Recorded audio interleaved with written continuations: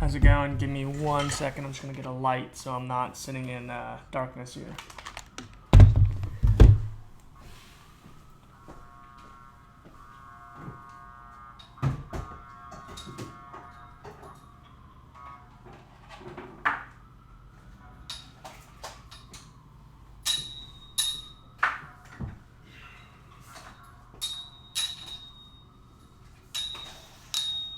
Bit better.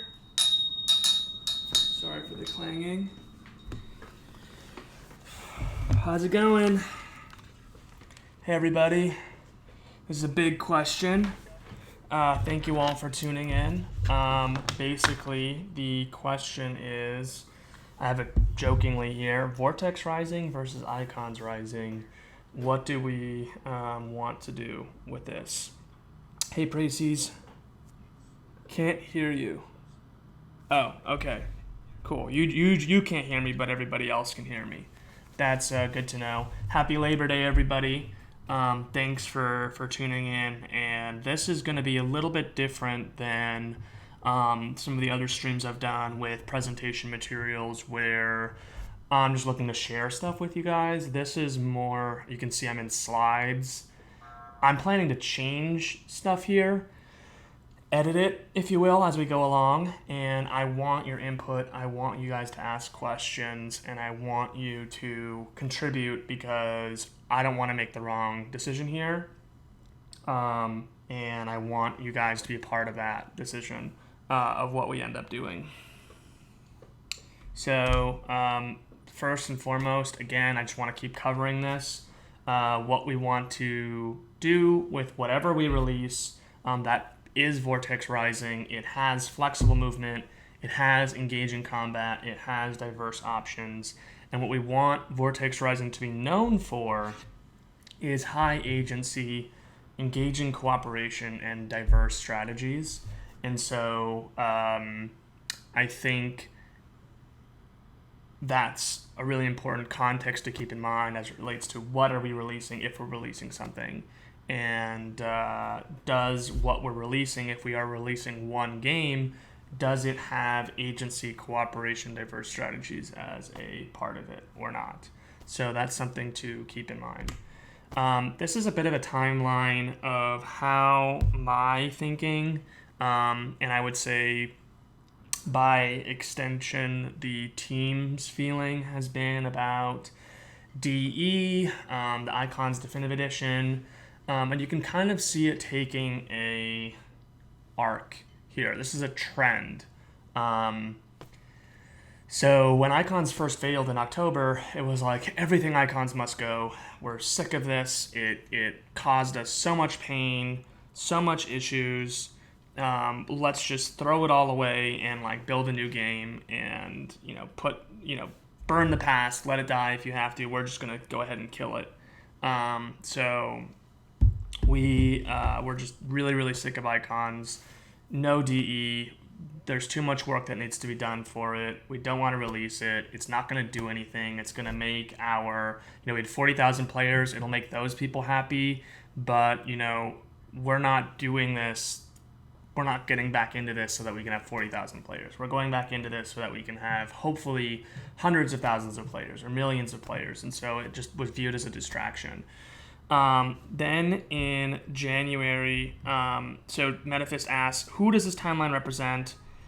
Who is feeling this way? Everyone. So this is me, as the owner of the company. Like, what do I want to do with it? What do I want to be spending time on? What do I want to be spending my money on? How do I want to move this thing forward? If that makes sense. So then we begin fundraising in January, and I was thinking, look, we have to be smart about what we keep, and we have to be smart about what we throw away. And so one of the thinkings at the time was that the aesthetic was a big issue, and I still think that we will provide updates to the aesthetic. I think that we want to push it into a little bit more accessible than where it is. We don't want it to look Scream, Overwatch, and Fortnite, where it's kind of that shiny 3D model. I think we want to mute it a little bit, mute the lighting a little bit more, make it a little bit simplify the colors so it looks a tad cartoony. That still can happen, will happen. That's not kind of changing from that. But we were thinking, well, we have to get rid of all of the characters. We have to get rid of Ashani. We have to get rid of Kid. We have to redo all of the character designs. And but we do want to keep, their move sets. We want to keep their animations. We want to keep, what we can from the stages. We want to be smart about what we keep versus everything has to go. And then in July, this is now,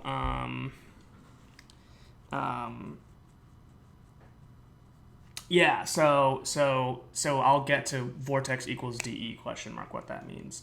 So then in July, this is now, we've successfully acquired the company. Up until July, we didn't actually own Icons, and we were,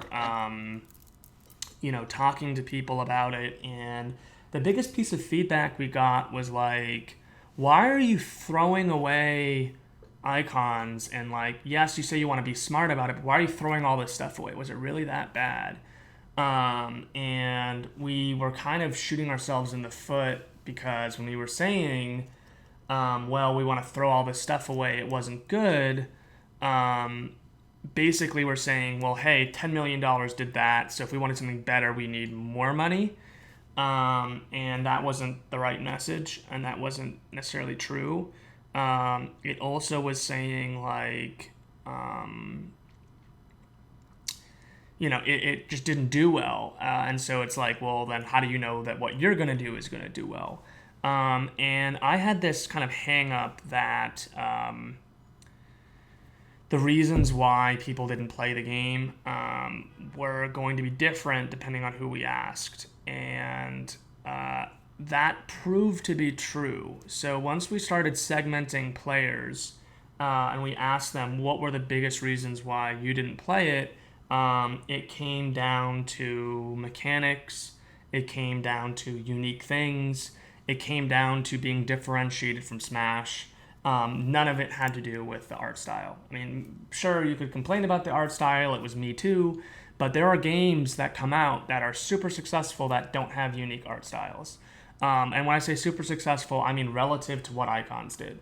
PUBG, for example, being an extreme example, had like the worst aesthetic in game, still does. It's just like hyper realistic, it's boring, and it does really well. So I don't think that the art mattered. And then once we again did the surveys, we found that it came down to the mechanics. It came down to being different from Smash. If we were talking to non-Smash fighting game players, and if we were talking to non-fighting game players, they basically just said, look, it's too hard, I can't play with my friends, I don't know why I'm playing online, it's just kind of a grind. And so then we realized, well, shit, we don't have to throw out all of this stuff. We can be really, really efficient in development. We can do stuff like Star Child, and we basically, keep everything, essentially the same. We don't have to throw out all the Kid skins if we don't want to. Maybe we can even keep Kid as a character potentially. We were thinking this. Ventre added a code to play the DE, which is called legacy testing, or I would say like the current state of DE. It's not exactly polished. It's not 100% done. And, I'm very confident that if we release DE, quote unquote, this current state of DE as it was going to have a kind of shitty reception, other than the fact that the 40,000 fans who played it would enjoy it, which is great, but like it's kind of like that's a bullet in the chamber, and the most that it's going to do is potentially get 40,000 people. That's not worth it. The reason why it suddenly in July it became yes to DE was that we realized, well, we can put the DE out there and we can test some of the ideas we have for Vortex Rising, and hopefully also help Icons be more successful as a game. We can put in the tutorial, we can put in, simplified attacks and stuff so that people who are new and want to try Icons can experience that and can enjoy the game without kind of getting their ass kicked and just not figuring out how to play and just uninstalling. And we thought, well, gee, that would be a great way to reach the 40,000 Icons fans who currently are not interested in Vortex Rising as kind of this newly announced game. Everybody here saw the announcement on the Discord, the Icons Discord, and was like, this looks interesting. I want to try it out. I want to check this out. I'd love to explore more and find out what Vortex Rising is. And, 90% of the Discord and 100% of the people on email, the Icons email, just couldn't care less about some new fighting game from, that Wave Dash is talking about with no kind of explanation of what happened to Wave Dash. And so we thought DE is the perfect way to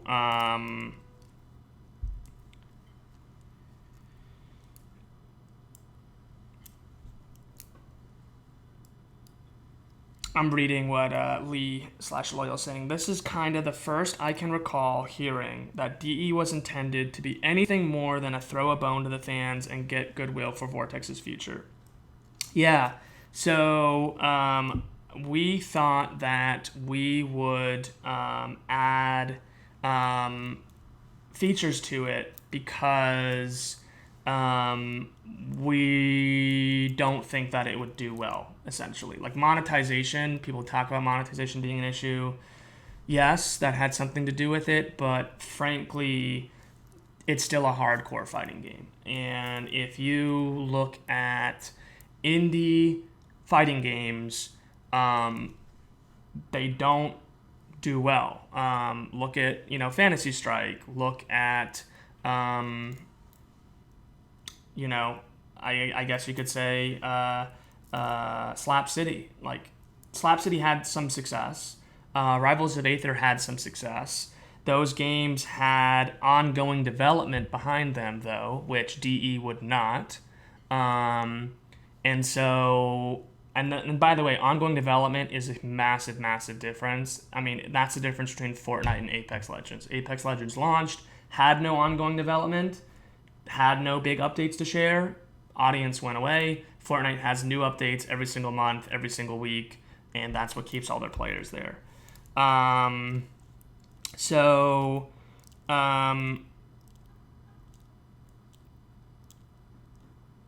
Yeah, exactly. And so, but that's the problem. And we'll talk about the benefits, and we're going to talk about the benefits, the concerns, all of that here. But essentially, we flipped from no because we were thinking it's going to be a distraction, it's going to be, noise, it's not going to be helpful. And then we were like, wait, noise can be good. We can harness that for good. We can have this good PR thing, and we can have this game out there, and we can have kind of that closing the door, and we can also help DE do better than it would have by itself by sharing kind of the new lessons and new learnings that we have undergone because on this journey, on this timeline. We can start adding that stuff in there.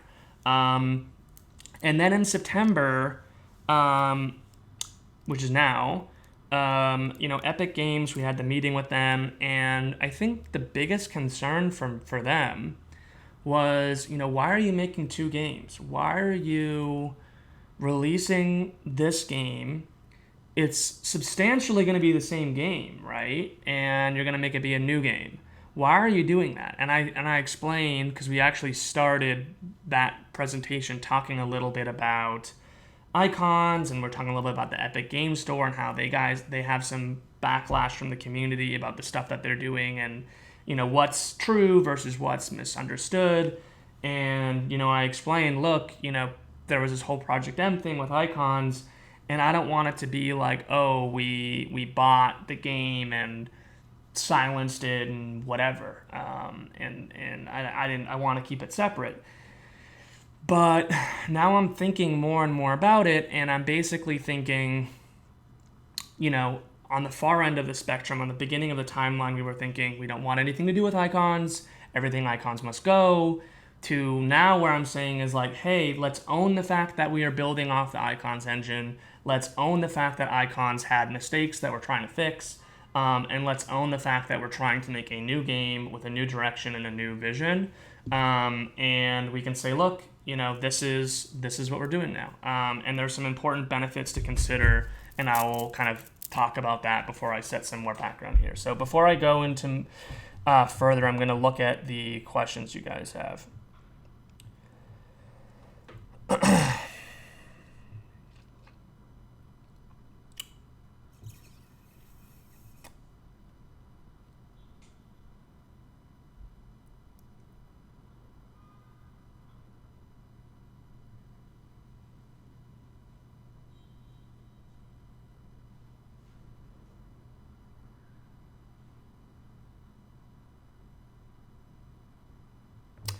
So,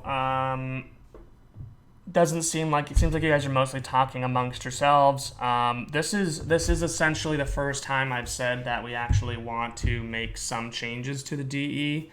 And when I talk about changes to DE, I think the most important thing to clarify is that these are things intended to help DE without changing the core gameplay at all. So, for example, putting attack assist in DE, putting a tutorial in DE, these are things that people wanted, people asked for, particularly tutorial.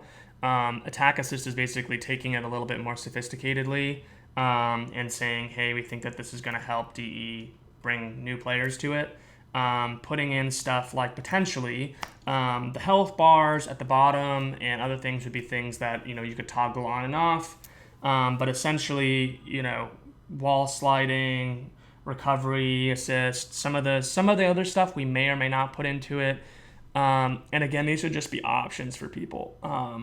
The game wouldn't have a default. Right now, if we were to release it, it wouldn't have a matchmaking service, so you would have to create lobbies and people could join, and you could just say, hey, I don't want to play with people who have these settings, or if they do, I can ask you to turn it off, I guess.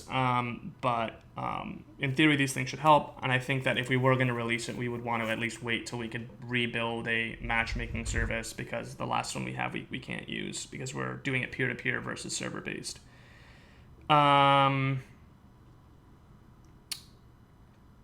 So, let's jump in here. So what was the last thing that Icon said? Icon said this: sadly, we have fallen short of our goals. Having learned this day was approaching, we've been hard at work at a definitive version of Icons that will continue to live on for the community. And we will talk about what that looks like next week.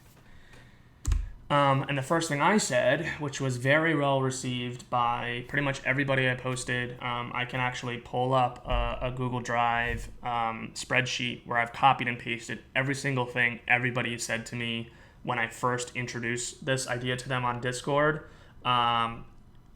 Overwhelmingly positive. I don't think anyone has said anything negative ever. And what I said to them were three things. I bought the company. There were clear reasons why it failed, and I'm building off the engine to make a new game with a new vision. And people are very excited about that. Thank you for picking up the torch. Thank you for going back and rescuing Icons. Thank you for doing this. And no one asked about the definitive edition. Nobody. If they mentioned the definitive edition, it was in the context like, oh, they were promising a game that never came out, so I'm glad that you're doing this. It wasn't like, well, what about the DE? And so that's, I guess, important context as well. And so if I think that if we were going to say something publicly, we would want to say something similar to this. Hey, Icons failed. We never released the definitive edition. I bought it. There are clear reasons why it didn't work. And, that definitive version that will continue to live on for the community will now be this game, and that will be available for everybody. I think that one of the things that people talked about a lot with respect to Slap City or the Rivals of Aether approach is that, hey, if you buy the game, you bought all the characters, and then as they added more content, they increased the price. And I have a feeling that if we did this, we would do it that way. And then if you wanted to, buy a Founders Pack, which had a bunch of cool content in it, you could do that. And then at some point, if we're ready to make this game free to play, if we ever get to that point, we can do that. But I think that, that's kind of how I think about it. And then obviously, it would be something that would last forever, so we would never kind of leave it hanging. So I'm going to go to this. I'm going to stick here for a second, actually, and read the chat. Matt says, probably the most player positive and community positive way to resolve this is to soft launch DE really soon. I mean, soft launch it and start adding new stuff as a live service. That is an option. And basically say, hey, look, this is the beta of our game, and we are now pushing it into something new. I think basically, Matt, that's essentially how we've been running this beta. And so I think that, we can basically disclose what's been happening in the beta, right? Which is, hey, this is the game. It's here. You can play it. I would caveat that I would not encourage people to stream it still. I would not encourage people to do anything with it still, because it's important that we keep it under NDA for several reasons. One is the game's not ready to be shared. Even the DE, I think you can still talk about the fact that we bought it. You can still talk about the fact that we're working on some cool stuff. But one of the mistakes that Icons had, that management readily admitted, was that they lifted the NDA too early. And I can also tell you from Proletariat and Spellbreak, they lifted the NDA too early. And I think that we want to wait to have the NDA lift be this very big announcement where we have potentially hundreds of thousands of fans that we've accumulated that way. And what we can do to kind of straddle the fence there is do Imgur vlogs that are public, where we start talking about what we're doing, why we're doing it, how we're doing it, and the first one might as well be this, in a more polished form, where we go, hey, look, this is why we're not releasing the DE, and I think that that's a really honest and transparent way to do it, hypothetically speaking, and so we can see what happens there. So Loyal says, here's my question. Following up off of Epic's question why you wanted to have two games, I suppose I should ask what your expectations were for an enhanced definitive edition. My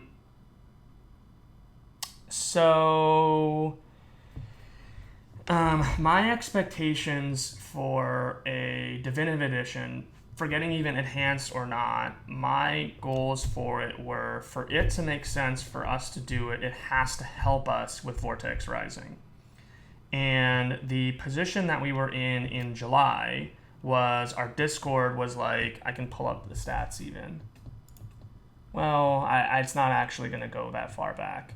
But essentially, our membership was like a chart up and to the right. It was super, super successful and growing really, really fast.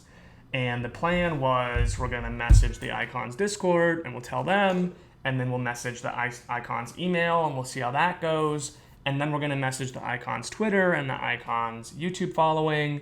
And we never got that far because no one responded on emails, and Discord, the Icons Discord was like, why are you shilling some other game? This doesn't make sense.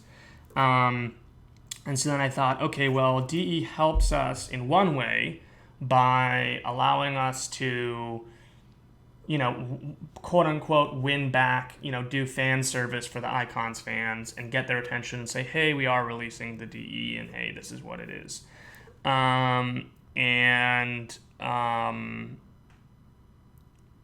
I think that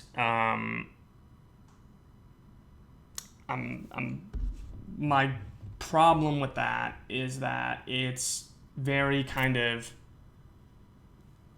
one-off, and it's like, well, it doesn't ask the question, if we're going to release a game, what does Vortex want that game to look like? And so it doesn't icons as it exists today does not fit in with what we want the game. What I would never release a game.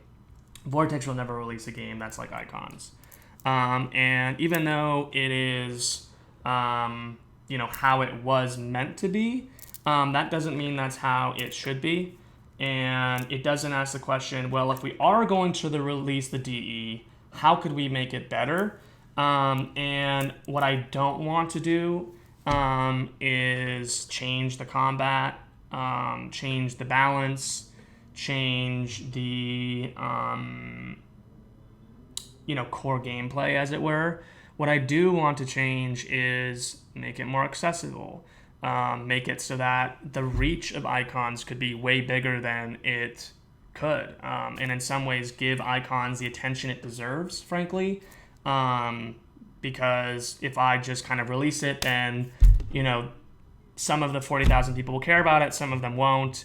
Oh, it's just icons, whatever, dead game, not going to play it. And that's another important consideration, is that, like, hey, if it's not being maintained, is there a point in me in investing in this?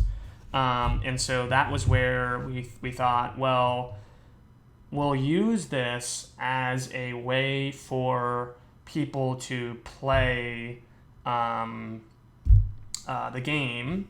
We'll appeal to the icons fans. We will use this as an opportunity to test some of the ideas we have and hopefully make the game a better game without kind of infringing on the design space of the original Wave Dash team. And that's, I think, nice of us to respect that. We don't have to do that. And then the other thing is that it becomes this asset that will continue to exist, and hopefully people will play it, and people will, bring it to tournaments, and it will become kind of that gateway conversation to, hey, there's that Icons is re-released, and there are, they're working on a new game with the same engine, and it's really cool. It's got team stuff, strategy stuff. They're trying to really blow up the genre and bring it to new audiences. You should check it out. And that was why I was really kind of on the D. And we're going a little bit into the benefits of separating them. But, yeah. Stride says, making 2 games seems questionable with limited resources. I mean, we're kind of hashing out the benefits and concerns that I'm actually going to get to. Splitting the player base, that's an issue I'm going to talk about in a second. Simultaneous development. Yeah, I mean, so the thing is that if we were going to release the DE, we would not want to maintain it, but we would have a lot of pressure to. Why would people want to play it unless it's a living, breathing, growing thing?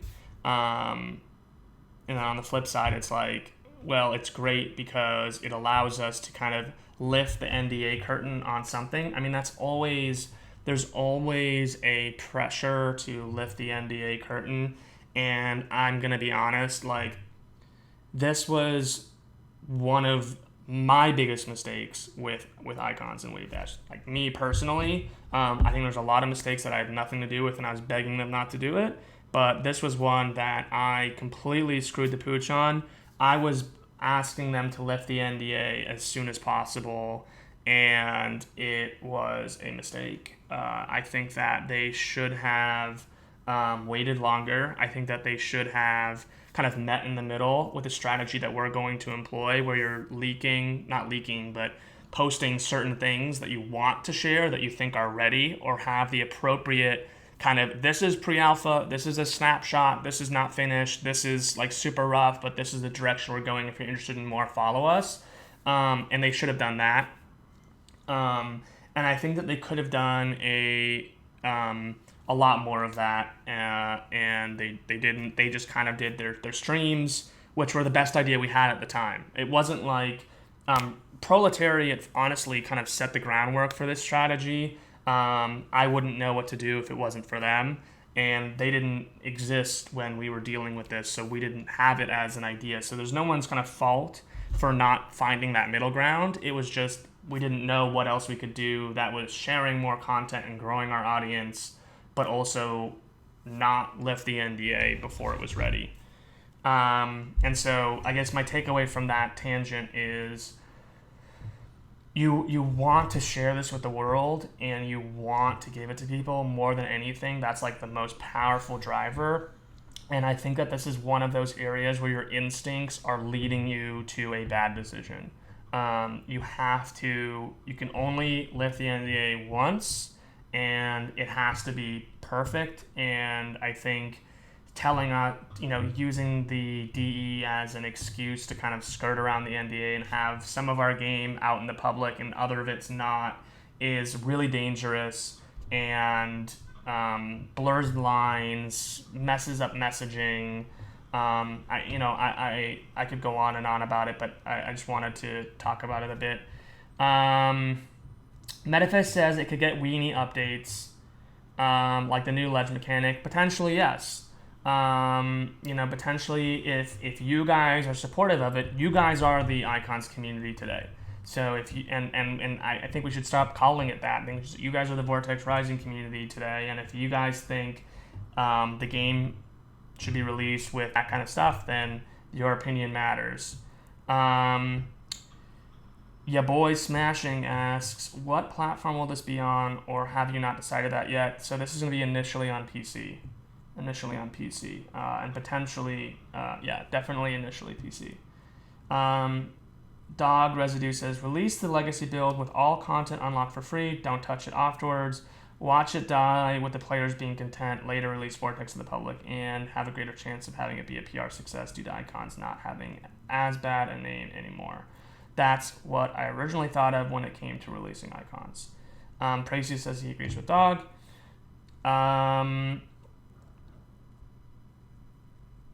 So, yeah, I mean, look, this isn't an easy conversation. That's why I want to have it on the record here, why I'm glad it's being recorded. I'm going to share this with our full team. Matt Vontre is already here, I saw. I've got a bunch of advisors who I've asked to tune in. I'm not sure if they will be able to, but we will definitely be reviewing this thoroughly and thinking carefully about the decision. Tracy says, not releasing it without the Vortex features would be a missed opportunity to gather important data. Fusro Kameha says, when I think about DE and Vortex Rising, I think Street Fighter 4 going into Ultra Street Fighter 4. Except there's some defining difference exchanges, also completely different sale point. That's not to say there's a comparison going on. Matt Siegel says, I don't know. WoW Classic is quite a thing. Matt says, I don't see the benefit of combining the two because Vortex would have health bars and team assist when that isn't what Icons fans played. David Landa said, just want to point out that first impressions may sometimes be people's only impressions. Yes, exactly. SF14 says, I'd be worried about confusion over the split. Release an Icons final mix and then focus on setting up Vortex as its own thing. We'll talk about what that means. Stridon says, I think the impression most people had was release it, whet appetites, get good PR, and let it die. People have some nostalgia out of the blue. Oh, hey, if you liked Icons.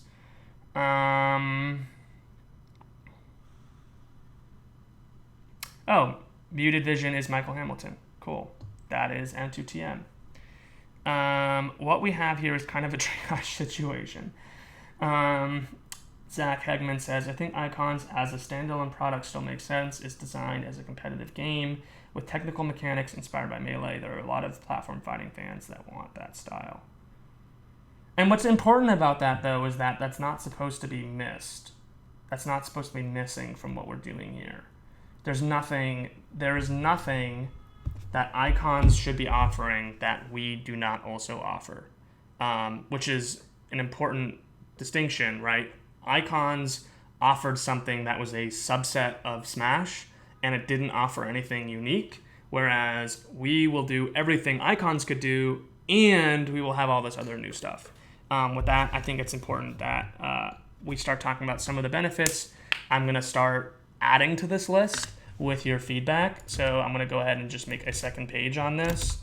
because I know you guys raised some already.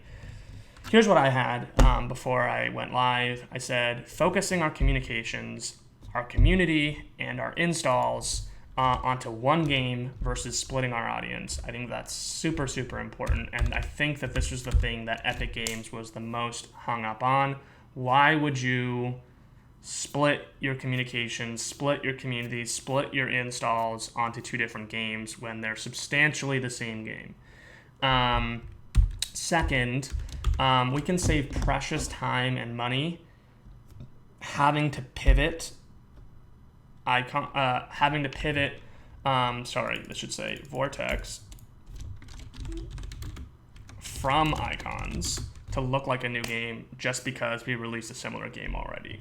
So like if we release icons and then, we release Vortex, then we have to make it look different.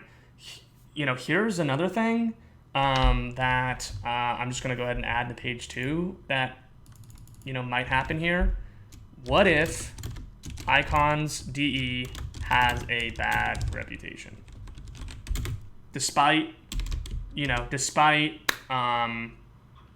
reducing the monetization, despite, even adding in the Vortex features, people go, it's just Smash, it's super, super simple, basic, and even though we have a community of people who love the game, which we had back then, we could get review bombed. It has a bad reputation, and then everything that we wanted to do is now even more uphill than it was before, and it's now fresh. Oh shit, Icons has this bad reputation. Recently in 2019 as opposed to in 2018. It's a possibility. I never thought that people would be vomiting all over Icons, genuinely. I never thought that'd be possible. I thought they'd have issues with monetization. I didn't think there'd be any issue with the art style. But I was not happy with the trailer, the Evo trailer, but, the other stuff I thought was great. And at that point, I felt like the well was poisoned. And so I think releasing Icons potentially has a possibility of having something that we can avoid negatively. And then forgetting that, if it's a great game, if it's a bad game, it doesn't matter. We'll now have to spend extra time and extra money to make Vortex look different from Icons, just because we've now released 2 games. And to me, that feels super unnecessary. That's like, okay, the point of releasing DE was to help us, and if now it's making our job more expensive, even if it's just quote unquote just $200,000 to give everything a facelift visually in the lobby, and then like another $10,000 per character, is that worth it? Like I don't think so. We're not going to make $300,000 on releasing DE, so why should we incur $300,000 in costs to potentially release it? Then I had this thought, which is that, the new characters that we're talking about become new characters instead of replacing the old ones. And so it's like, hey, look, this was Icons, this was Kid, this is, Ashani, this is who's in the game. And now here are kind of the new Vortex characters. We can already have some in there. And even though they're very similar movesets and they're essentially Echo Fighters, I think people will see the difference in them and hopefully appreciate the direction that the game's going in. And then, if we go quote-unquote one game and say, hey, this is quote-unquote Icons continued now as Vortex, we can now release a second game with all of this that can be completely separate and do that. So let's see what you guys had to add to this. Hopefully.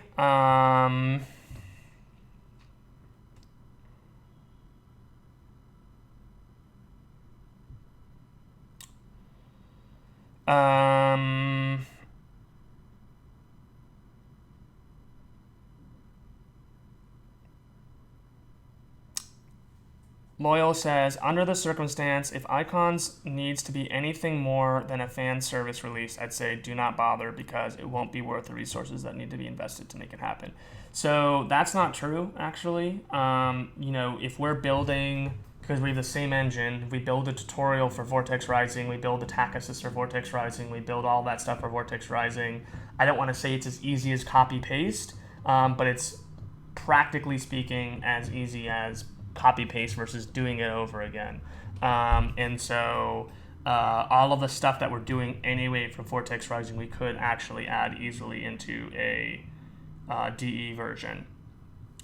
Metaphys says, someone give me a convincing argument for how releasing DE helps Vortex other than it looks good. Fusro Kameha says, I see what's going on here. I never really had much of experience with other platform fighting games than Smash clones that were on PC. Smash Flash, Melee Lite continued. Where's his next message? Those kinds of games made me want something that made me not think this is Smash. Wait, those games made me want something that made me think this is not Smash. Exactly. And so that's what I'm trying to accomplish here. Metaphys says, I paid for Founders Pack for Icons and was crushed by the whole experience. It is what it is, but I feel like most people have moved on by now. Your boy Smash King Smashing says, knowing the game will be free to play, will the characters have rotations or will they all be available? That's a question in the monetization document. They will all be free at start. If we debut as free to play, it would be all characters free. I don't know that if we debuted the game, depending on when we debut the game, it might either have a like $5 price point that gets bumped up as we add more content to it and then eventually becomes free to play when it's ready, or it's a free-to-play beta with like a Founders Pack that you can buy extra stuff if you want to be a fan, but you can play the game for free. And in the beta, all characters should be free, and at the full game launch when we're on console and mobile, I think we'll have hopefully at least 12 characters, and all of those characters would also be free. So I'd encourage you to check out the monetization document that I wrote. Devalanda says, asking friends if they remember Icons. Most don't remember it. I followed it after it died because it was funny. I don't think there's many people out there right now. Looking forward to a DE release. I don't think anybody's looking forward to a DE release. Zach Hegman says, in my experience, when Icons comes into a conversation, either followed by some old fan saying they miss it, what's that, or memes. Metaphys says, yeah, it's gone now. Bringing it back is like a necro effect that will only hurt the new effort. That's a concern I have. What if it has a bad reputation? Those kinds of games made me we already said that. Any reaction to DE is more data. You want to make Vortex look differently anyways because Icons art had a poor reaction. Yes and no. Essentially, what this is saying is that this slide is saying whatever benefits we have from releasing it first has to outweigh the cost of now making Vortex look like a new game rather than, we just rebranded Icons because people had problems with it. It's going to look super superficial unless we change a bunch of shit, and now we've just raised the stakes for what we have to do differently. And I think that that's a concern. Worst case scenario, people look at it and say we're cashing out. Well, if we released it for free, that wouldn't necessarily be an issue. Matt Siegel says it's not. What do you mean by that? Oh, it's not us cashing out? Well, obviously not. And we can generate this data within the community and within under NDA and all of that.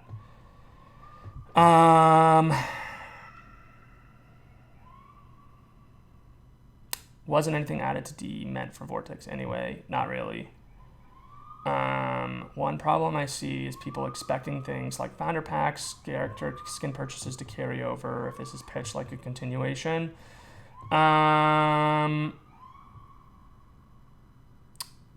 Yeah, I mean, that's a concern, right? So I'll add that here. How will people expect continuation of old purchase content?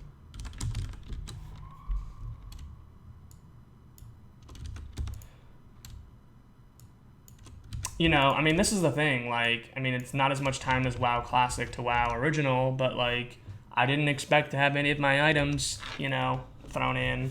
It was like I was starting over new, but that is a concern.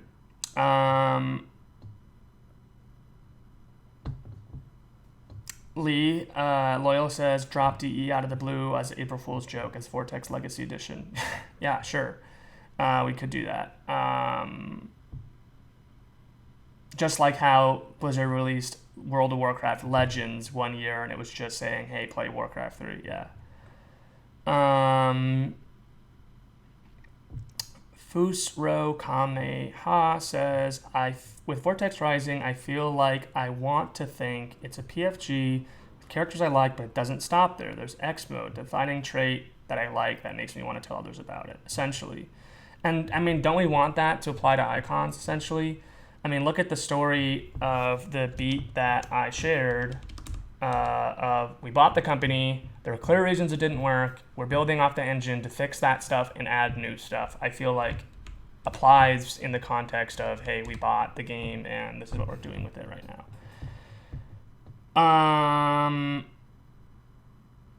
People who got founder packs are going to see all this stuff in the new game and are going to have to buy the game again. This isn't going to go well. That isn't going to go well. Yeah, I mean, there are definitely ways that we can, give special treatment to those people. I think that what we can do and what I thought about doing was giving them exclusive skins that nobody in the game can get except for the people who bought Founders Packs. So something like that, but we can do something to treat that. So I'll add that to the concerns. People expected continuation of old purchase content, founder pack benefits carrying over, etc.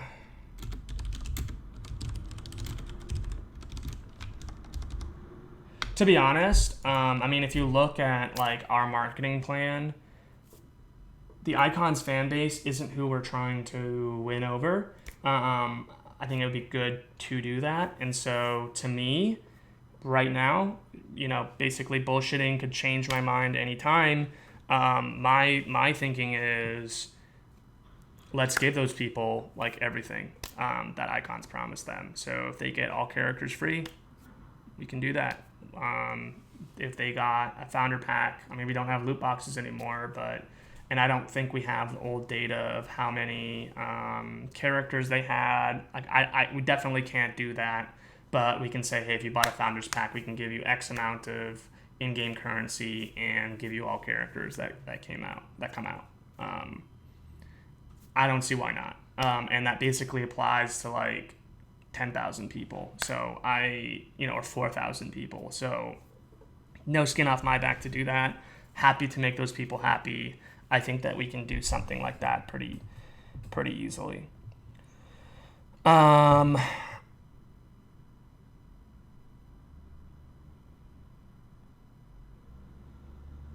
Matt said it's not so easy to port changes across from the newer branch to the old DE. No, definitely. It's definitely not stupid easy, but it's definitely easier than redoing it from scratch.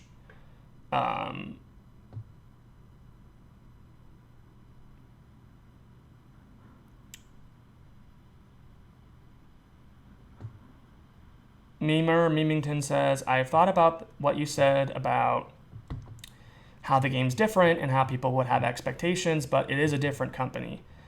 Muted says, because there are significant changes to all the moves, it would require some careful consideration of exactly what we wanted to pull into a DE build.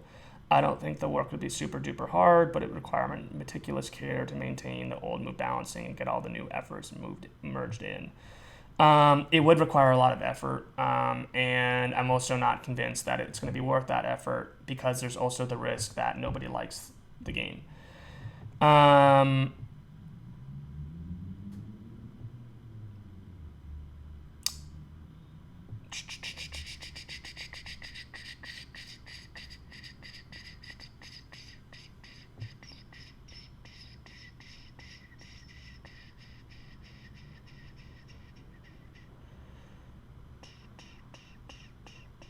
Matt says, I don't see another way forward because unless we scrap the whole game, any rebranding effort is going to be very transparent.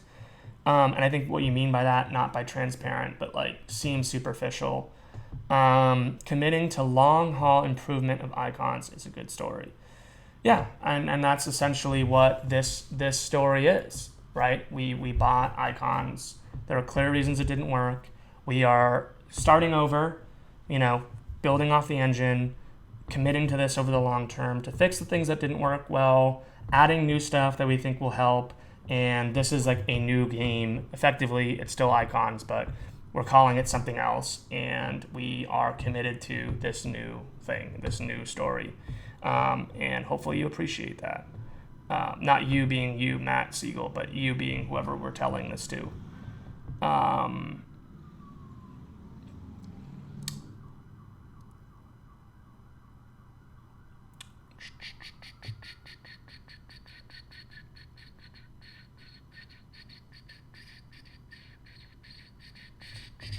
Yeah. So, biggest concern, it seems. Well, let's go through all of them. So, look. Again, benefits. We focusing on communication, our community, our installations into one game. We save time and money from having to pivot Vortex to look different. Our new characters can become new characters instead of replacing old ones. We always have the option to release a second game as opposed to making our second game the first game again. We avoid the possibility, what if Icons DE has a bad reputation or reception?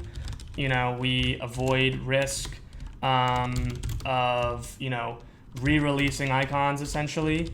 And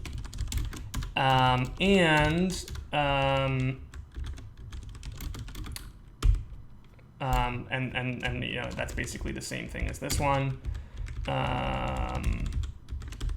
The second benefit here was that we get to own the story of picking up the mantle, the torch, whatever you want to say, of Icons and bringing it via long-term development to new improvements and new heights.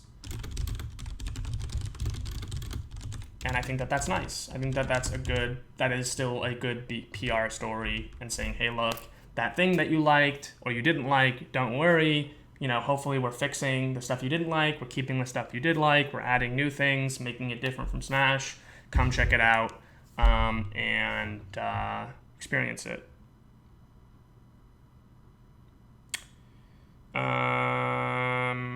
Matt, you've been away. You missed a bunch.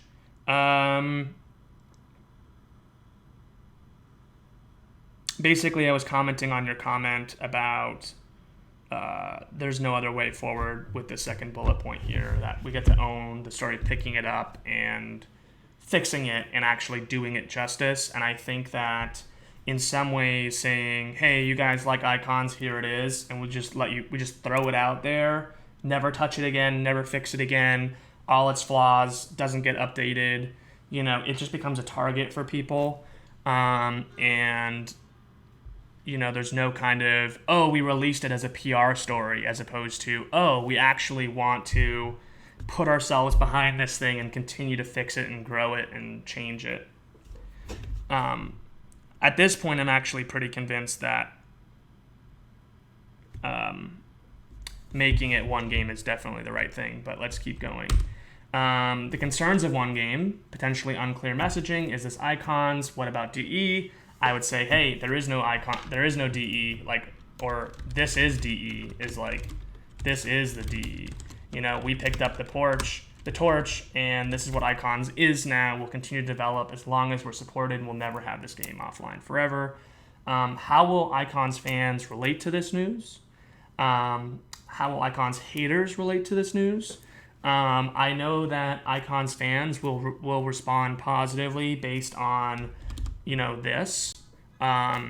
Based on this, it's been overwhelmingly positive. I feel very comfortable that if you liked Icons, you'll be glad to hear that I'm reviving the game, continuing to invest resources, and picking up where they left off to bring Icons back and add new things to it.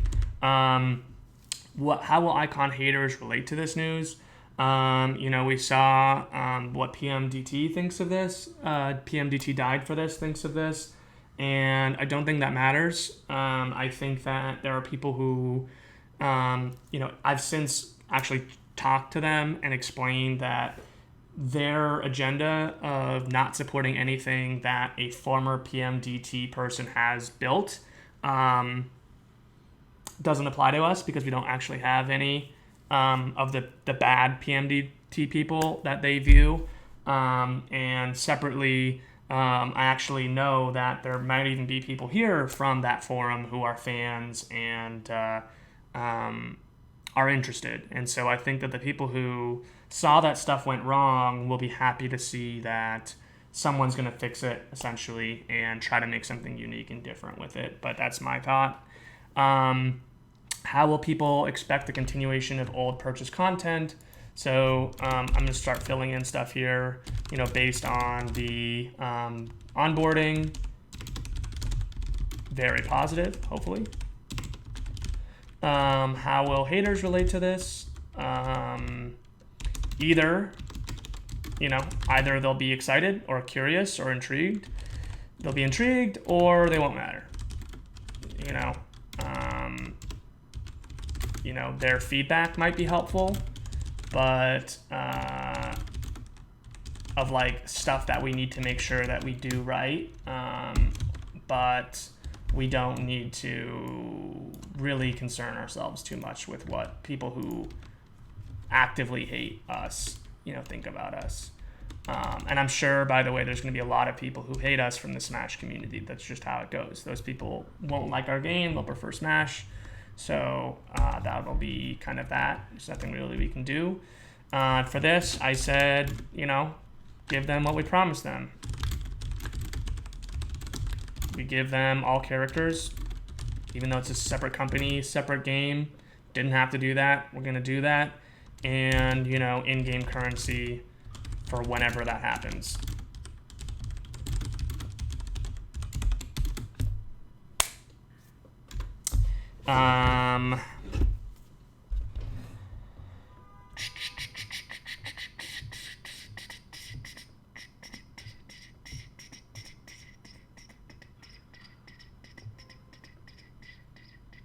We have great netcode. I think that some Smash fans will pick us up. I think that their motivation for picking us up will vary. I think that for the people who Icons won over, that demographic, I don't know how big of the Smash demographic it is. To be clear, when I talk to investors, I say Smash is 50 million people. 1% of them, 150,000, aka like the Smash Bros following, which is like 500,000. That's not loading. But, Smash Bros I think has like 300, 400,000 people. Not all of them are core competitive Smashers. So let's call it half of that. So 200,000 core competitive Smashers, and Icon's got 40,000 installs. That's actually amazing. That's phenomenal. Those people will come back and they will enjoy it, but certainly the 99% of Smashers won't care. It doesn't have Link in it, doesn't have Donkey Kong in it, doesn't have Mario in it, it doesn't have items in it. Those people won't care. The people who like that it's on the Switch won't play it, right? So we got to understand why people play or don't play. When it comes to Vortex Rising, the co-op stuff, people will play. The Gauntlet mode, hopefully people will think are interesting and will want to play that. But we will not attract, I don't think, a lot of Smashers. And that's just kind of the way it is. And that's not our fault. It's just Smash is a $100 million budget game. Why would they think that a $12 million budget game potentially is a better game? It's just not likely to happen. So before I move on, I'll just add this.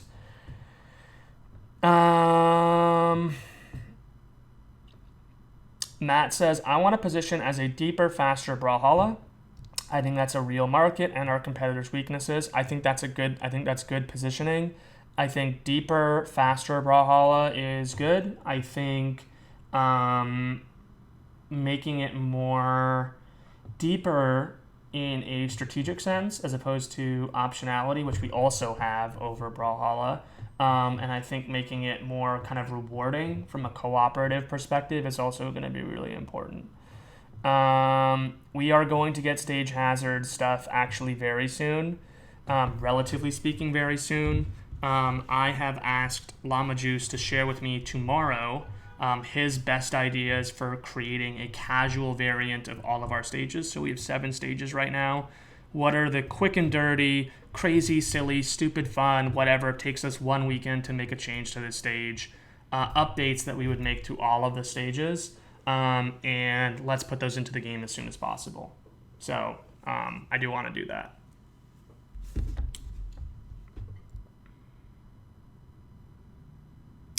And Michael's fiance has actually made one of those maps for us, so thank you for that. Really excited to do that more.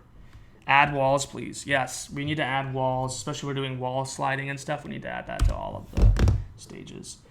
To be completely honest with you guys, at this point, I feel very strongly about making one game is the right idea, but I think for honesty, transparency, we should talk about the stuff that I have here. I said Icons get a clean farewell. I put that in question marks because it's like, does it really? Like, it gets a goodbye, like, but it already had a goodbye. It already left. It's gone. You know, why does it need a new farewell? It's kind of like messy. We're bringing it back from the dead to bring it alive to kill it again, you know? Vortex gets a clean start. I put that in question mark because I wasn't convinced that it would actually clean things up. I think that it would potentially make things messy. You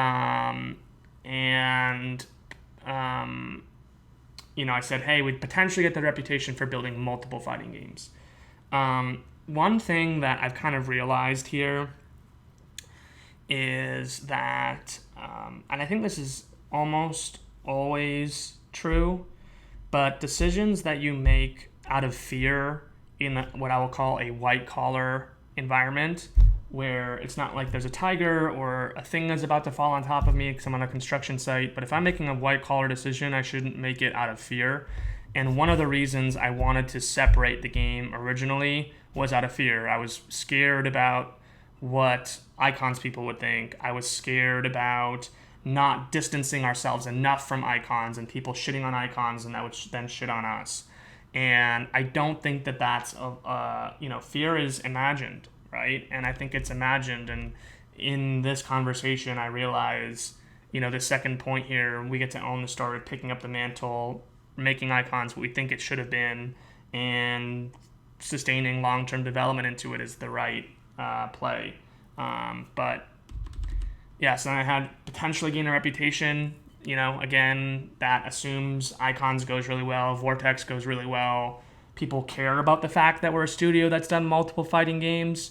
I don't know how much that helps us. It's not really a quantifiable benefit, but I have it there. If you guys have any other benefits, then we should. So your boy Smashing says, Brawlhalla has really lazy movesets. It's not that they have really lazy movesets. The design of Brawlhalla stems from the idea that they wanted to make a free-to-play fighting game. And the problem with making a free-to-play fighting game, and I'll just draw this out for you really quickly, is League of Legends costs $25,000 to $50,000 a character. When it first started, it was probably $15,000 to $25,000 a character, and maybe less. And so they could pump out characters like it was nothing. For a fighting game, for Icons, each character was like $500,000. So, 30 times as expensive. So you can't pump out characters every week, every month. It's not doable, and balance is so much more sensitive in a fighting game. So what Brawlhalla said was, okay, let's design characters who cost $15,000 to $25,000 to $50,000 to make.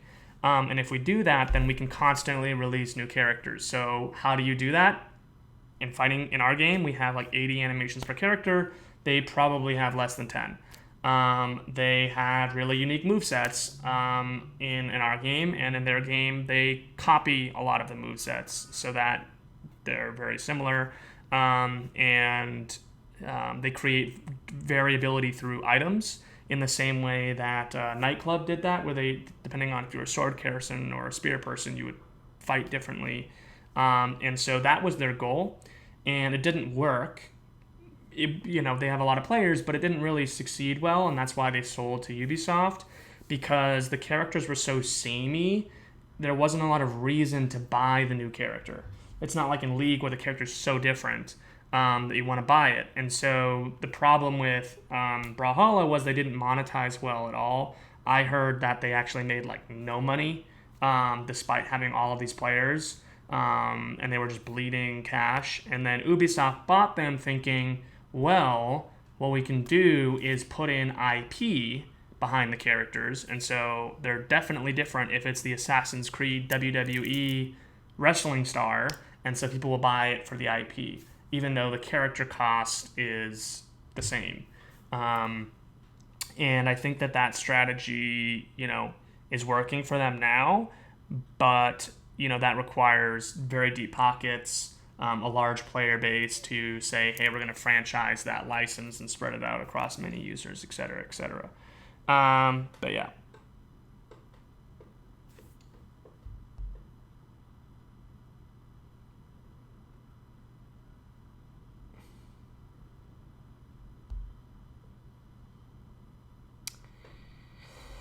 What's also funny is you're saying about fighting games have a weird perception. It's even worse than that. Like, people think fighting games are button mashers. People think they're button mashers. That's why when they play, they mash buttons. It's not like they do that because that's all they know. That's literally how they think you play the game. They don't understand how nuanced it is. They don't understand the concept of positioning. They don't understand any of that stuff. They just think, oh, I just spam this button and get kills. And that's really strange. I don't have an answer for why that is. I don't know. But it's probably because that's how fighting games started. They were literally originally button mashers. But, so people just say, oh, I don't want to play a button mashing game. They actually think fighting games are not, strategic. They don't think fighting games are deep. They think, oh, like, it's just that guy knows which buttons to push and I don't know which buttons to push, and it's totally arbitrary and abstract and I don't want to play it. That's how certain people believe that fighting games are.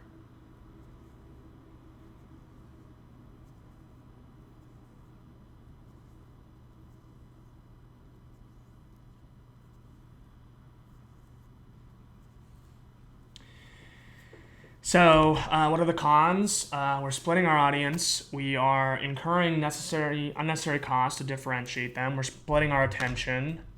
We are, risking a bad reception to icons. We're risking a kind of inauthentic send-off for icons as a quote-unquote PR stunt.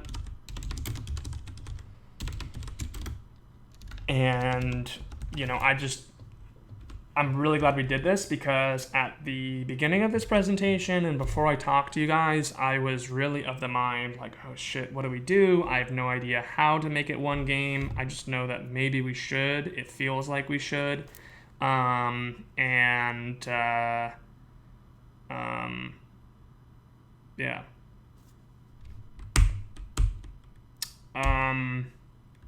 And these are the things from yesterday's presentation. How do we mitigate this? How do we make the yang better? How do we minimize the yin? And so, coming back here, the yangs are that we focus our communication and installations and community onto one game, one audience. We get to add content to the game as opposed to replace content. We get to dictate the future of icons. How is it remembered? Is it remembered as the predecessor of this great game, or is it like, oh, this shitty meme game that people tried to fix and were just super superficial about how they wanted to do that? And I think we got to really lean into that. And I want to spend a week thinking about this. I think we'll probably do another talk on this. And I'll share these thoughts with Epic and see what they think. But to me, this feels like the right move at this time. Of course, if there's new information, then we'll jump.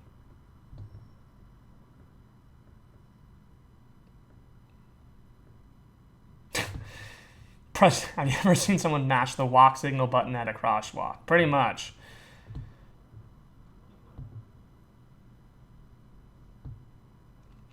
Why don't I use this opportunity to tell you guys about the Epic meeting? I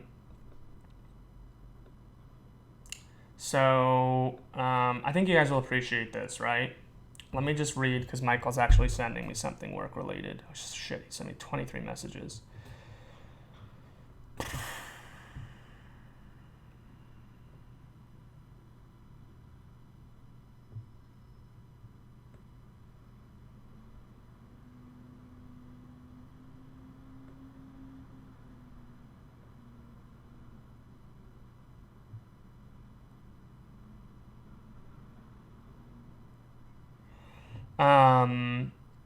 So we're talking about tuning stuff. I'm gonna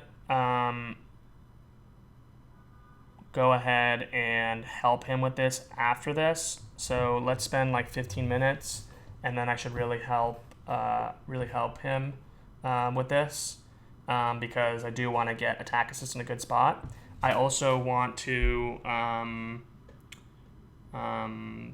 actually play Team Assist with some of you guys if you're around and you want to play Team Assist.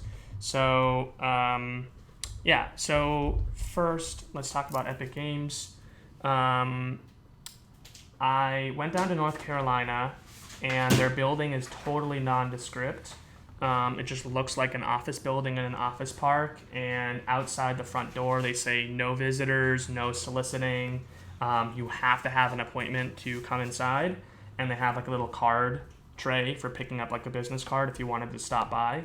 And I pinged in to go there, and I came into the front desk, and it was like this room about the size of my tiny studio apartment here, and there were two ladies at the front desk. They asked me why I was there. There's a little waiting room and a door towards the boardroom, I assumed, and they said that Hector, who was my contact, was going to come let me in. And then we went in, and just like chilling in the hallway was Tim Sweeney, which was kind of cool because the dude's like a multi-billionaire, and he's just chilling like right there in the hallway, in the first hallway that I walked into. And he was like talking to some other people, and we went and got a coffee, and then we sat down in the boardroom. I had some Bitly links set up to the links that I wanted to pull up to my deck, and some videos, some footage of the game, some footage of the stuff. We had 2 hours together. 1 hour was going to be discussion, an hour was going to be playtesting. And we're in this super big boardroom. It's their biggest boardroom, and there were probably like 16 to 20 seats at this thing. I took one seat, and they just, like, I was here on the rectangle, and they kind of like, if I'm here and here's the rectangle, they were like scattered in an L formation. And there were about 10 of them there. And they were, the head of the Epic Games Store, the head of business development for Epic Games, the head of strategy for Epic Games, and then a bunch of their kind of junior people. I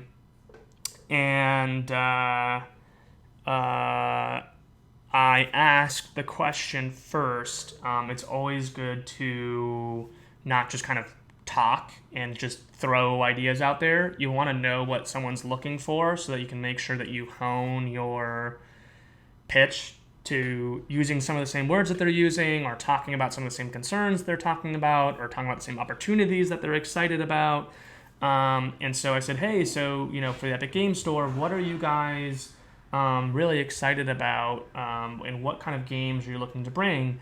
And they said, hey, should we show him the Gamescom presentation? Because Gamescom was in Europe. And I thought this was a public presentation. So I was going to just bring it up, but I don't think it is. So I'm actually going to be very light on details out of respect for our relationship and kind of treating that information as very privileged. Even though we're under NDA, I am not going to go into details of the presentation, but essentially, at a high level, it was talking about the success of games on the store and how well those games are doing and what their objectives are for the Epic Games Store. That I will share because I'm pretty sure it's public and they want you guys to know this stuff. Essentially, they said they want to design the store where the store actually helps promote the games that are on it. They want to respect the privacy of the games that are on it, unlike Steam, which allows you to review bomb people, which is an issue for us. They reveal all of your stats so people can fearmonger and say your game's dying. They want to avoid all of the sensationalism and basically respect developers' privacy and actually be a partner and help promoting the people who are on their game, on their store. And so they said that they wanted to basically launch a handful of games every year and take a very proactive role in helping them succeed. And they shared kind of case studies of games that they released that did really well with their help. And then they basically compared that to me with Steam Stats, which has, launched thousands of games every year, 7,000 to 9,000 games a year for the last few years. And we're like, if you went there, like, how much are they going to help you? They're not. And even though, they shared the total player base that they have, which is definitely not public, and it's not going to be a surprise that it's smaller than the Steam number, the point is that, hey, look, you're getting less quantity, but you're getting more quality. And that really resonated with me. I really appreciated it. And then from there, I went into my talk. So let's just see what you guys actually said.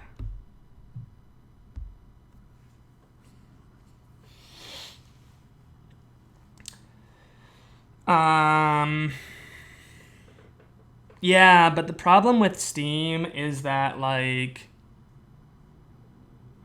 the Steam reviews don't help you. They don't help game developers. Like, they don't help. Because if you want reviews, go to an IGN or some review site or some indie blogger or YouTuber critiquing people. Look at that feedback. Use that to make your game better. When people go to Steam and they see your game has a negative rating, they won't buy it, they won't play it, they won't try it, even though that was like an old patch or it was an old trailer or it was an old whatever. It doesn't matter. That shit sticks with you forever. And I think that, like, you can't, very rarely can you escape from that stuff. No Man's Sky did because they didn't give up and had, billions of dollars, not actually, but tens of millions of dollars to continue development for years and years and years. But if you're not a No Man's Sky and nobody's a No Man's Sky, those reviews are like the kiss of death, and then you're just toast. You can still have shitty reviews on other sites, but if someone gets to your Steam page, they were going to download it. They were going to play it. And now, just because Steam feels like they need to also have a review system, now someone hasn't played the game. They can still go and see public. Like, we're not saying people shouldn't review games or developers should be immune to the criteria, but it's like nobody wins in that system because it's basically cancel culture is the point of it. Somebody coined that term and I'm using it now, but like it's basically just cancel culture. And review bombing, and that's the point of it. And that doesn't help anybody. It gives people who make games dedicate their lives to them. They work really hard. They suffer. Not to make it like a sob story for like Ubisoft or something, but like people really give this shit their all, and then because people decided that they should cancel this game, they're gonna review bomb it, and like that. That sucks. There's just, yeah. And in terms of reviews, like the alternative perspective for Epic is they're going to be extremely selective about the games they pick. So they're not going to have shitty games on their store. They're not going to have shittily monetized games on their store. They're not going to, that was the third value, was curation. So they want to be very, very picky about who they advertised. And so they would not have an issue where something was like poorly reviewed, because in theory they're being very careful about the games that they pick. So yeah.